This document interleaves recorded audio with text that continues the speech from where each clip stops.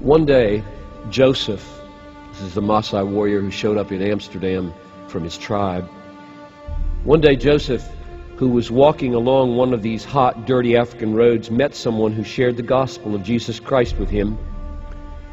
And then and there he accepted Jesus as Lord and Savior.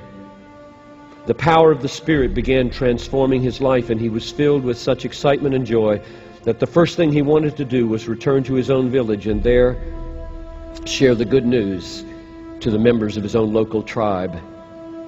Joseph began going from door to door, telling everyone he met about the cross, suffering, and the salvation that it offered, expecting to see their faces light up the way his had. And to his amazement, the villagers not only didn't care, they became violent. The men of the village seized him, held him to the ground, while the women beat him with strands of barbed wire.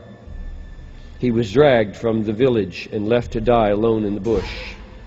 Joseph somehow managed to crawl to a water hole, and there, after days of passing in and out of consciousness, found the strength to get up.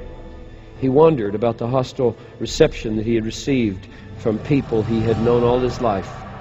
He decided he must have said something wrong or left something out from the story of Jesus. After rehearsing the message that he gave at first, he decided to go back and share this message again. Joseph limped into the circle of huts and began to proclaim Jesus. "He died for you so that you might find forgiveness and come to know the living God," he pleaded. Again he was grabbed by the men of the village and held while the women beat him, reopening wounds that had just begun to heal. Once more they dragged him unconscious from the village and left him to die. To have survived the first beating was truly remarkable. To live through the second was a miracle. Again, days later, Joseph awoke in the wilderness, bruised, scarred, determined to go back. He returned to the small village, and this time they attacked him before he had a chance to open his mouth. As they flogged him for the third and possibly the last time, he again spoke to them Jesus Christ the Lord. Before he passed out, the last thing he saw was the women who were beating him began to weep. This time he awoke in his own bed.